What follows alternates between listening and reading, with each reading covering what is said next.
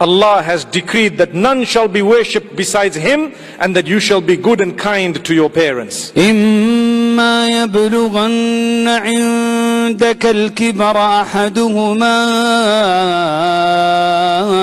أو كلاهما. If either one of them reaches old age in your presence, فلا تقل لهما أف ولا تنهرهما. then don't even utter the term uff to them, and don't say anything negative to them. وقل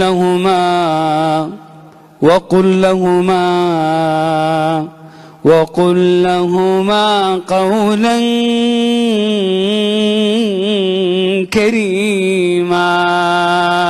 And say to them that which is filled with honor and dignity, beautiful words of kindness and